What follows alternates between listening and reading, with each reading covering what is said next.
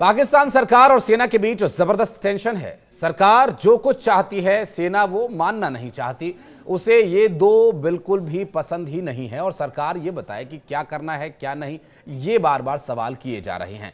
और इस पूरे विषय को लेकर अब जो वर्तमान स्थिति है उस पर विस्तार पूर्वक इस वीडियो में बात करेंगे और अंत तक ये समझने का प्रयास करेंगे कि क्या वाकई पाकिस्तान में जो तैयारियां हो रही हैं वो मुकम्मल हो पाएंगी, क्योंकि सरकार और सेना दोनों के ही बीच हमेशा से टसल देखने को मिली है। सेना ने हमेशा ही पाकिस्तान की सरकार को डोमिनेट करके रखा है और दोनों हमेशा अलग राय रखते हैं। नमस्कार, मैं हूं आशीष त्रिपाठी और न्यूज़ 18 के इस डिजिटल प्लेटफॉर्म पर इस वीडियो को अगर आप अंत तक देखेंगे तो ये समझ पाएंगे कि आखिर सरकार और सेना के बीच क्यों है रार।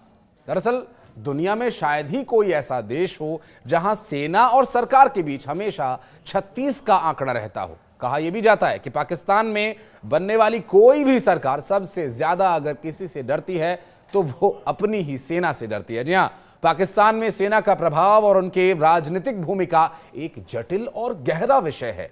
यह बात पाकिस्तान के लिए हर कोई कहता रहा है कि वहां सेना और सरकार के बीच कभी नहीं बनती। कई मायनों में सेना की ताकत और प्रभाव सरकार से कहीं ज्यादा है। पाकिस्तान की सेना न केवल सैन्य बल के रूप में काम करती है बल्कि आर्थिक और सामाजिक क्षेत्रों में भी इसका बहुत असर है। सेना कई तरह के बिजनेसेस चलाती है, ऐसे जैसे कि रियल एस्टेट, उर्वरक या फिर कई अन्य उद्योग। इससे सेना को आर्थिक स्वायत्तता मिलती है, जबकि यह काम सरकार का है और लगभग हर स्वतंत्र देश में यह होता है। सरकार सभी विषयों को जांचती परखती, उस पर नियंत्रण रखती है और सेना को जो निर्देश दिए जाते हैं सुरक्षा या और किसी काम के लिए वो उसको फॉलो करती है या ऑबे करती है, जबकि यहाँ ऐसा है नहीं। दरअसल सरकार सेना पर निर्भर है और उस पर निर्भर रहने के लिए मजबूर की जाती है। पाकिस्तान के इतिहास में कई बार सैन्य तख्ता पलट हुए हैं और सेना के जो प्रमुख हैं वो देश के प्रमुख बन बैठते हैं।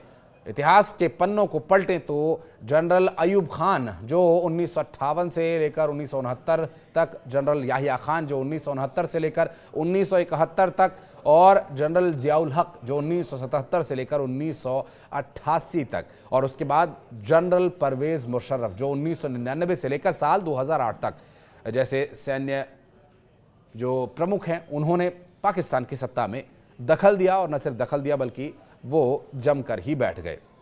और ऐसे नेताओं ने लंबे समय तक देश पर शासन किया। और इन तख्ता पलटों की यदि बात करें तो सेना को एक ऐसी संस्था के रूप में स्थापित किया जो न केवल सुरक्षा देती है बल्कि राजनीतिक और प्रशासनिक मामलों में भी पूरा दखल रखती है। इसने सेना को एक ऐसी शक्ति बना दिया जो सरकार के ऊपर हमेशा हावी रहती है।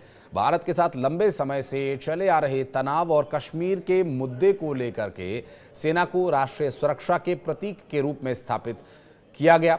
लिहाजा पाकिस्तान की जो जनता है उसे क्या लगता है, इस पर यदि बात करें तो पाकिस्तान की जनता जो सेना ही के शरण में रहने को मजबूर है, सेना ही है जो उसकी भी रक्षा करती है और देश की भी। ये जो इमेज है सेना को सरकार के खिलाफ अपनी स्थिति को मजबूत करने में मदद देती है और वहाँ की जो सैन्य ताकत है वो ये चाहती भी है कि दुनिया में यही मैसेज जाए कि पाकिस्तान में राजनीतिक दल, नेता या सत्ता में बैठे लोग नहीं बल्कि सेना पावर में है। इंटर सर्विस इंटेलिजेंस यानी ISI पाकिस्तान की सबसे शक्तिशाली खुफिया एजेंसीज में से है जो सेना के अधीन काम करती है बेशक, लेकिन इसका राजनीतिक मामलों में भी गहरा प्रभाव रहता है और ये सरकारों को नियंत्रित करने के, अस्थिर करने की भूमिका भी निभाती रही है। पाकिस्तान में राजनीतिक दल और नेता आमतौर पर कमजोर रहे हैं और अगर उन्होंने ताकतवर होने की कभी कोशिश भी की तो सेना उनके पर कतरने का काम करती है, जैसा इमरान खान के साथ हुआ। और सियासी कमजोरी ने सेना के लिए रास्ता और आसान कर दिया।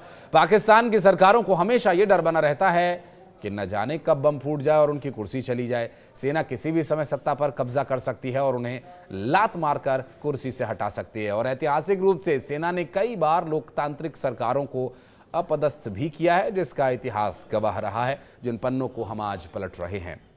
दरअसल यहाँ सिविलियन नेता सेना के साथ टकराव से बचते रहे हैं, जबकि विदेश नीति विशेष रूप से भारत, अफगानिस्तान और संयुक्त राज्य अमेरिका के साथ संबंधों के मामले में सेना का दबदबा रहता है। सरकारें इन मामलों में सेना की मंजूरी के बिना कोई बड़ा कदम नहीं उठा सकती।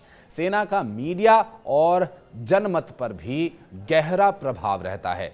सेना के समर्थन में प्रचार और सरकार के खिलाफ नकारात्मक कवरेज में सरकारों पर दबाव बनाए रखने के लिए मीडिया भी इनका साथ देता है और कई बार सरकारें आर्थिक संकट से तो जूझती ही हैं और ऐसे में सेना की आर्थिक शक्ति और अंतर्राष्ट्रीय संबंध उन्हें और कमजोर करते हैं। सेना के पास अंतर्राष्ट्रीय समुदाय, विशेष रूप से संयुक्त राज्य अमेरिका और सऊदी अरब जैसे देशों के साथ जो सीधे संबंध हैं, जो पॉलिटिकल मैटर्स के अलावा औद्योगिक रूप से और व्यापारिक रूप से भी सक्रिय रहते हैं, सरकार को दरकिनार करने के लिए काफ़ी है, सेना को मजबूती देने के लिए काफ़ी। हालांकि पाकिस्तान की सेना कितनी मजबूत है ये तो वहाँ की सरकारों के साथ तालमेल के विषय सामने आने के बाद स्पष्ट हो ही जाता है। सेना और सरकार के बीच ये असंतुलन पाकिस्तान के लोकतंत्र को लगभग खत्म कर चुका है और लोकतांत्रिक संस्थाएं जैसे वहाँ की तथाकथित संसद, तथाकथित न्यायपालिका सेना के प्रभाव के सामने अक्सर घुटने टेके हुए रहती है। क्या न्यायपालिका तक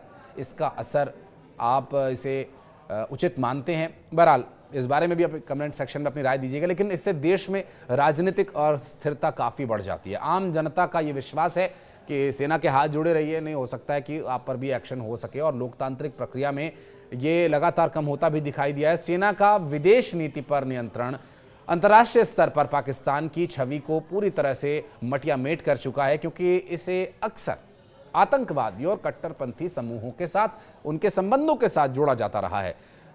और खबरें यह भी है कि शहबाज शरीफ सरकार और पाकिस्तान की सेना के बीच तनाव अपने चरम पर है और भारत के साथ जो युद्ध के हालात बन रहे हैं, ऐसे में सेना की तो पतलून गीली है ही, वहां की सरकारों के भी टांगें कांप रही हैं, जो मुख्य रूप से भारत के साथ हाल के तनाव के विषय पर स्पष्ट है। असंतोष जाहिर है, सरकार की कमजोर स्थिति पैदा हो चुकी है और कुछ एक्स पोस्ट्स जो सामने आई हैं उससे ये और बेहतर और स्पष्ट नजर आ रहा है। सेना सरकार के फैसलों को नियंत्रित कर रही है। शहबाज शरीफ बैकफुट पर हैं और एक पोस्ट में ये दावा किया गया कि सेना सरकार से ज्यादा फैसले ले रही है। इस वीडियो के अंत में एक आपको क्लिप दिखाएंगे जिसमें ये बात जाहिर हो रही है कि वहां के जनरल और वहां की सरकार के बीच में सब कुछ स्पष्ट नहीं है। दूसरे देशों में सरकार हमेशा की तरह मजबूत पोजीशन में दिखाई देने की कोशिश करती है, ऑर्डर देती है, सेना उसी तरह से काम करती है, लेकिन पाकिस्तान में ऐसा बिल्कुल भी नहीं होता।